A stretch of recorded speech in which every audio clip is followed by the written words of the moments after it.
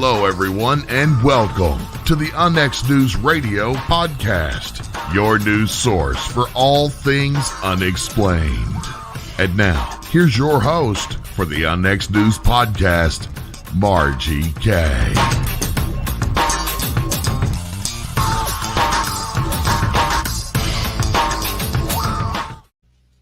Good evening, everyone. I'm Margie K, and this is Unnext News Radio and Podcast. And we are here every Friday evening, but tonight, Wednesday, we have a special show for you because there's a special event coming up that I think you need to know about. But first, I'd like to mention this book.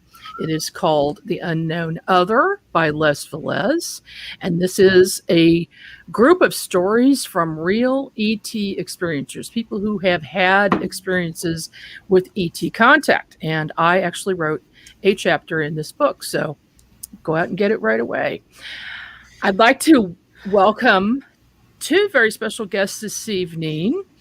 Bettina Norman and April McQueen are with me. Welcome to the show, ladies. Hi, everybody. And the two of you are the co-founders of the KC and Spirit Paranormal Conference. Correct. Yes. And that's coming up in April. September. September, yes. Yep. September this year, 2021. And it's going to be held in Independence.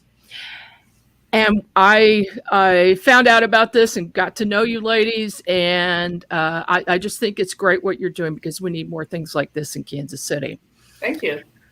So I'd like to start with April. April, what do you do and how did you get interested in this subject? Well, I am a paranormal investigator with the Omega Paranormal KC team. And I got interested because I was interested in metaphysical stuff and paranormal, and I wanted to see if we could bring the two worlds together because I hadn't seen that before. I'd seen a little bit here and there in the metaphysical, a little bit of the paranormal, but I've never seen one event that had everything. And that's how I came to know Bettina. And Bettina, let's go to you. You are a medium, and you read the Akashic Records. How does that work? Well, so the Akashic Records are, so every person from the inception of your soul up until this very moment, there is a library. And so every life you ever live, there's a book. So the Akashic Records, I mean, that's explaining it in a nutshell, but the Akashic Records, we can access it by opening your records. And if you have questions, we can answer all those questions for you. Okay, so higher beings. I'm sorry. Both of you do readings for people. I do not. No. You do not. Okay. No. Okay. All right. So how did you get together and how did you decide to do this conference? Do you want me to answer, Brenda? Yeah, go for Bettina. Either one. Bettina, go ahead first. Okay. Well, I met April earlier this year, actually. I didn't know her until maybe beginning of this year. We met through a mutual friend. I always wanted to do a fair and organize an event. And since I've been doing readings for so long at a fair, I wanted to organize it once for a change and just be, just enjoy it. And so I met April through a mutual friend. And I mentioned once that I wanted to do a fair and I didn't know she had the same idea. So we just took off from there and organized it or started planning it. Okay. And April, as a paranormal investigator, do you mainly concentrate in the greater KC area or do you go to other places? So far, the team I'm on now was just formed in February, so we're fairly new. We have done investigations in like central Missouri at personal homes that had issues that want some help, but mostly just in the Kansas City area. And actually, we've started branching out and doing like personal investigations or public investigations at the Masonic Lodge that we're actually going to have the event in. And we'll be speaking at Planet Comic-Con next month as well. Okay. And speaking of the Masonic Lodge, how haunted is it? It is very active, but the good news is I don't think there's anything negative. Well, that's good to know. Yeah. That's good to know. I have heard a lot of rumors about the place. I have investigated from afar, driving by, and I can sense that there are spirits there constantly every time I drive by. But like you said, I don't feel anything negative from it. No, I've actually, we've got quite a few EVPs. We've seen shadows. The fans in the upstairs room have actually moved on their own, forward and backwards on command. What else? Yeah, and flashlights have turned on and off. I mean, every time we go, something happens. Well, the paranormal is interesting, and the spiritual part is interesting too. And I like the fact that you've combined these two with this fair, because a lot of times, they cross over, and you need one to do the other. So, sure. Right. So why don't you tell me a little bit about the fair, where it's going to be held, and who's going to be there? What's going to happen there? Bettina? So it will be in Independence, obviously, at the Masonic Lodge, September 9th. What is it? No, 10th, 11th, and 12th. We have a ton of good readers there. I mean, I would have to get a list out to name them all. Akashic Record readers, mediums, tarot readers. I mean, we just have so many good readers there. So definitely come and check us out. And we also have Margie K, of course, and we have other speakers that will be speaking about Bigfoot and what else do we have? We have near-death experience. Panel, remote viewing, UFOs, close encounters of the fifth kind, palmistry, intro to tarot. Helping people come and experience like their own psychic abilities. It's just been a very wide range of panel topics. Yes, and I see one on astral travel as well, and crystals. Oh yeah, yes, very much. So I mean, if anyone wants to know anything, this would be the place to go, because you're going to have some good lectures going on. Yes. And then you also have the readers and this is all at the same time? It will, yes. Okay. And there are also a few healers that will be here. Now, will they be actually doing healing work? Yes. So we have Reiki healers, sound healers. We have healers that specialize in PTSD.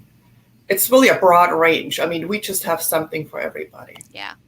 I see this on your website at kcspiritandparanormal.com. Yes. The singing bowls.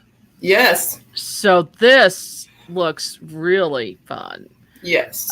I have experienced that myself, and it's just totally awesome. I have too. So, and that's VJ. So I want to give a shout out to VJ. So he's really good. So if you want to try this out, definitely go ahead and see him at the fair.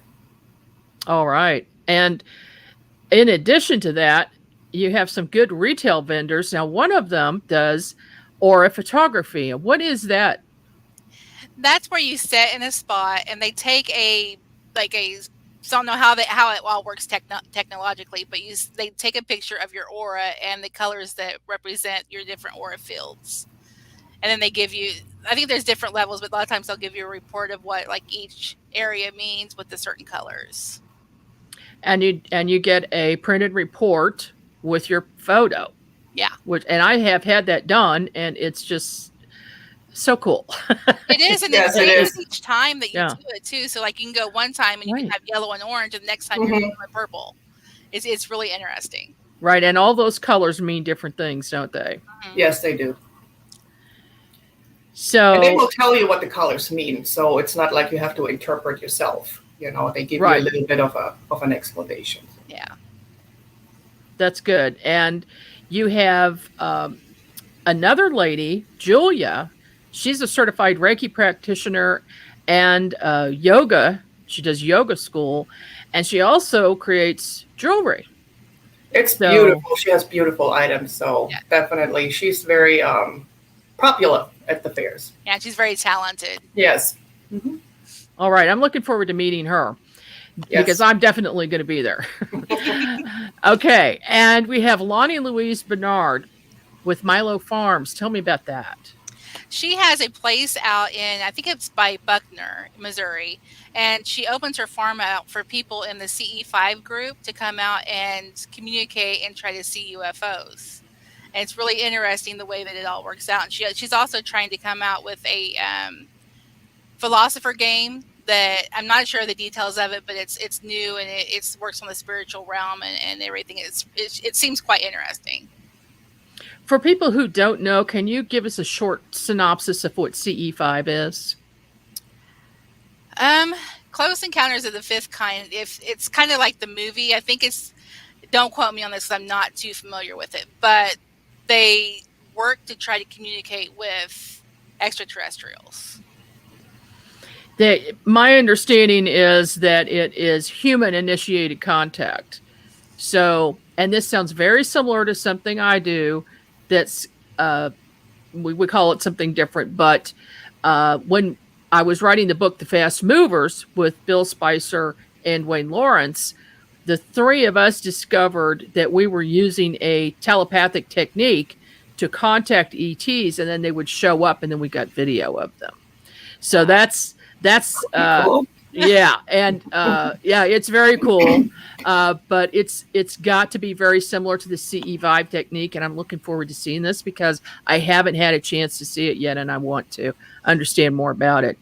Yeah, I'd like to go out and try to go to one of their meetings as well, because I mean, they the pictures I've seen, it seems like they have about 10 to 30 people that show up on a regular basis to do this. Right, exactly. Now, let's talk about some of the speakers that are going to be talking. Carter Bouchard with the Bigfoot Research Organization. I assume he's going to be talking about Bigfoot.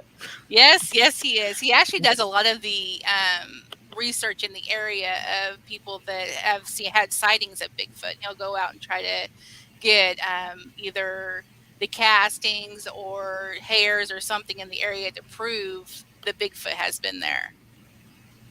And I have spoken to him. He has spoken at some of our local Kansas City MUFON meetings. And quite interesting. There is a lot going on here. And even in the city, which is a little bit surprising that people would be able to see a Bigfoot in town. But they do. Well, my friend, she was traveling up. I don't know if you're familiar with Independence, but she was traveling up Salisbury towards 291. Mm-hmm. And she saw something run across the road that was bipedal, and she did not know what it was. But the closest thing she can say it was a Bigfoot. So, oh my! That's like less than a mile from my house. Yeah, yeah, that is very much so. And then you are going to be doing a paranormal investigation at the event. Well, a talk. You're going to talk. Okay. Yeah. Okay. Now, we were thinking about doing an investigation the night of at the location, but we're on the safety of all the items and stuff in location, so we decided against it. Okay.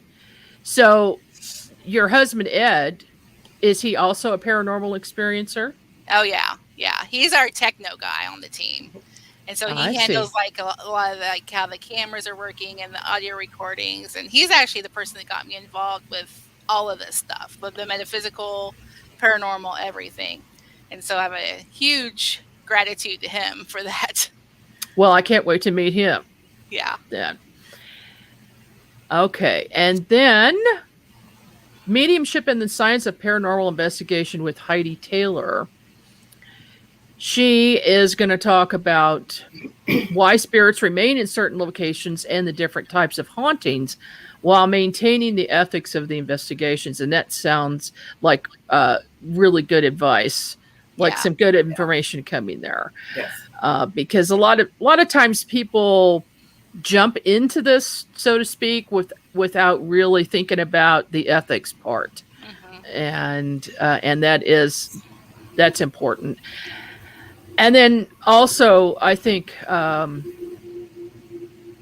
new people coming in, that if you're sponsoring an investigation, you have new people coming in that don't have a clue, They need a little instruction beforehand, don't they? Yeah, we give it about a half hour before each investigation that we'll go over the ethics and how to use the equipment, and just basically being a responsible and respectful investigator. Okay. What type of equipment do you use when you're in the field? We've got K2s, which are electric. They register the electric field in the area. So a lot of times if there's paranormal activity, then the electric field will go up. We have the spirit box, which will like go over different stations, and a lot of times spirits can speak through that, and you can tell that by if they speak through multiple stations. We've got video cameras, we've got flashlights that turn on, and the spirits can turn on and off. I use my pendulum sometimes. We've got a little bit of everything, and it keeps growing, so that's really exciting, because that's one of the things that why we started doing public investigations was A, with to help the lodge out, and B, was to let people experience investigations and not having to put a lot of money into it and realize this isn't for me. And so this is a way for them to use equipment on somebody else's dime and still be able to investigate. I think that's a great idea. That is a great idea, because it isn't for everybody. Right. Yeah. Because some people have came in and they just kind of get freaked out and they leave. And then other people come in and they're like, okay, let's just go for it. So like this last time, there was a lady there, and it was her first time investigating. And she was into everything. Like, she would go into dark spaces by herself, and it was amazing to watch her, because she had no fear. Oh, everybody's different. Yeah. Yeah. And you kind of need people like that on your team too, don't you? Yeah. Because there's times, honestly, it does get kind of scary, because you're in a dark room, you can be by yourself, and you're in a dark room and you experience things. Or there was one time at the lodge that I went into a closet area, and it was just me in there, and I was doing an EVP session, which is where you ask spirits questions and then they can answer through a recording. Well, I was in there by myself. I was a little bit scared, and I come home and I listen to the audio of it, and on the audio it comes across as smile, like it's a fake smile. And I was freaked out whenever I first heard it. I asked Bettina, I messaged her, I was like, don't listen to this if you're going to bed. But the next morning I was fine, because I thought, okay, maybe it was just the spirit trying to calm me down, because I was so scared and nervous in there, and he was just saying, hey, smile, it's okay. What's the creepiest investigation you've ever done? One of the first places I went to was the Glore Museum in St. Joe. And there's a tunnel that goes between the museum and the prison. And I was in this tunnel with a group of people, and there's a little ledge right in between the museum and the prison, because the prison's still active. And if you go on that ground, you can get in serious trouble. So that with this ledge here, we put a K2 on there. We stood it up, and we had a recorder. At the end of the hall, we started seeing a shadow. And my friend's like, if you want to, you can come down here and, talk to us. And not even 2 seconds later, I was standing by this ledge here, and the K2 went flying off the ledge and right by my foot. And that's the first time and only time you'll probably see this girl run, because I started taking down. But yeah, that was probably the creepiest for me. Oh my goodness. That is a little bit scary. Yeah. Well, Bettina, when you have done readings, or if you're in the middle of doing a reading, do you ever hear an audible voice like that? I do not. I have clairvoyance, clairsentience, and the knowing part. The only thing I cannot do is hear anything. So, but I have the other three. Okay, so you don't. Have you ever had anything strange happen when you're doing a reading, like say something move in the room, or lights go out, or things like that? No, not during a reading, but I think that I have a resident ghost at my house, and I told April about that, because I talked to the ghost, and then a picture flies off the wall, and then I pick it up and I say something else, and the same picture flies off the wall again. And so I have things happening in my house. But it's all good. I'm okay with it. Okay. How long ago did you notice that? Probably about a year ago. So but I what? did ask for it. So I'm Oh. I'm into that weird stuff. So I said, it would be really cool to have a resident ghost in my house that I can talk to, when there's nobody else around. And Well, most people don't do that. I know, but see, I'm different. You So asked for I it. like Okay. I like weird stuff, so I have a resident ghost, and I'm okay with it. Okay, well, that's the coolest thing I've ever heard. Somebody asking a resident ghost to come in. It's like Casper, everybody would be okay with having a Casper ghost, I think. That's true. Maybe a lot of people, not everybody. That's true. Maybe he could play tricks on people or something. There you go. See, if you guys stay too long, it's like Exactly. Exactly. Right. So, Bettina, when did you first notice? I know psychics at some time in their life they realize they're psychic. How old were you when you realized that? Actually, I was very little. I have had that ever since I was a child. And I have to say, I think I inherited that. So my grandmother had that, my mom, my aunts, like most of the women in my family, they always talked about ghosts and spirits and hearing voices, and they always had stories. My bedtime stories were about, oh, did you see this spirit the other day? And things like that. So I grew up in that kind of environment. So, and I've always known there is something else. I just didn't know what to call it. I didn't know how to, how to do anything with it, really. And then you get married, you have kids. So it's kind of like, it kind of leaves your life for a while. But then I learned how to open up the Akashic Records, and that really gave me a tool to channel, to get it organized, to put a label and a name to it. And, that really helped me a lot. Did you discover that on your own, or did you get some training in that? The Akashic Records? Mm-hmm. No, I got some training. So, yes. Okay. I have a mentor or a teacher. Her name is Grace. She's actually in the fair as well, or in the convention as well, in September, and she taught me a lot, and she still does. So every time I have a question or I can't figure something out, I call her or I text her, and she's always available and with some good advice. All right, that's good. Now, I did you guys both hear that weird noise just a second ago? Yeah, I did. Yeah, I wondered where that came from. Was that from Bettina's house? My resident ghost. That's what I'm thinking. I wonder. I'm telling you, I'm not lying. So if the resident ghost is there and active, let's ask them to do it again. We'll see. Well, do you have something to say? Now is your time.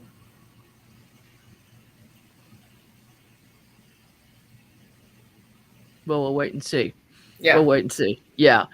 Okay, so how do people register for the fair, and where do they go? All of that stuff.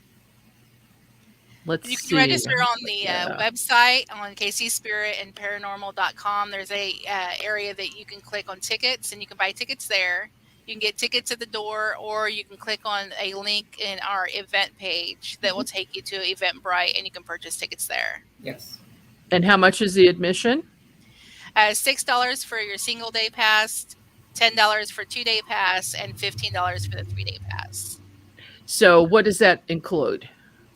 That includes entry into the fair.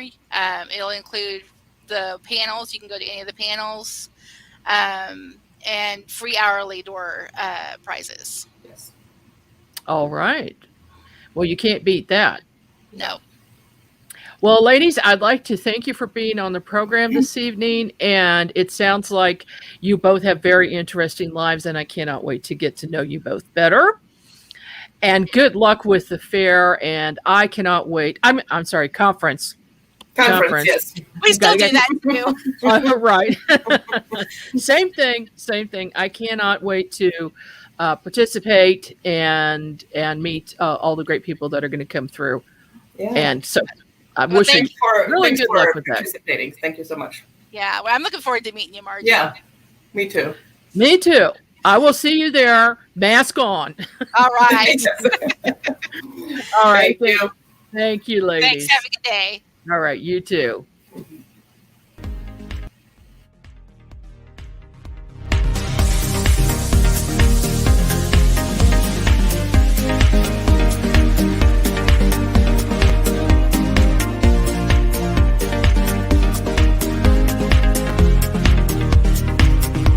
You've been listening to the Unnext News Podcast with Margie K. Any rebroadcast or duplication of this program or its content without express written permission from Margie K is strictly prohibited. The Unnext News Podcast, in direct cooperation with the internet website margiek.com.